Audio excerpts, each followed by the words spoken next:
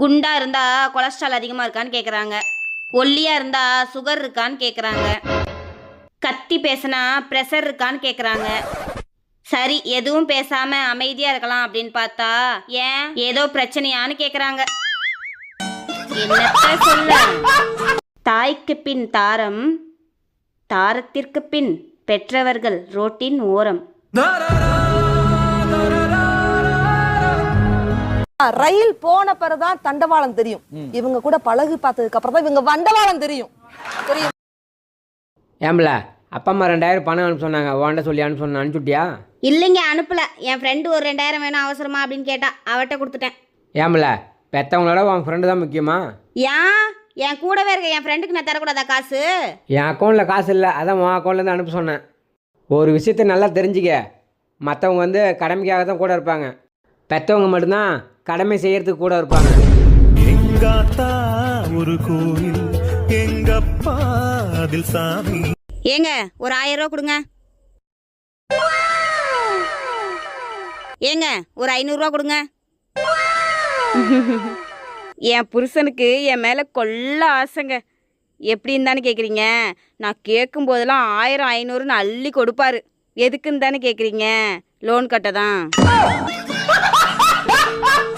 ஏங்க இந்த குரு பயிற்சிக்கும் சனி பயிற்சிக்கும் என்ன வித்தியாசம்? நீ உங்கள் அம்மா வீட்டுக்கு போனீன்னா அது சனி பயிற்சி. நீ உங்கள் அம்மா வீட்டிலேருந்து வரும்போது உன் தங்கச்சியும் சேர்த்து கூட்டிகிட்டு வந்தீங்கன்னா அது குரு பயிற்சி.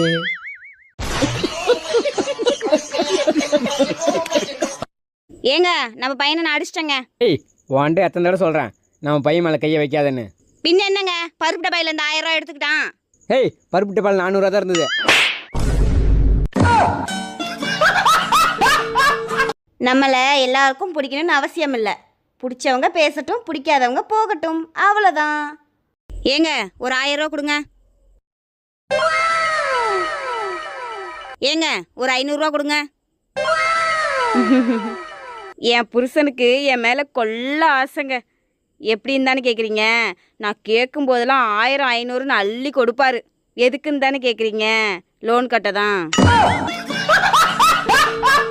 வறுமையில் இருக்கும்போது வாங்கன்னு கூப்பிடாத உறவையும், நல்லா வாழும்போது வரவேற்கிற உறவையும் உங்கள் வாசலோட முடிச்சுக்கோங்க. இந்தாங்க போய் வாங்கிட்டு வாங்க.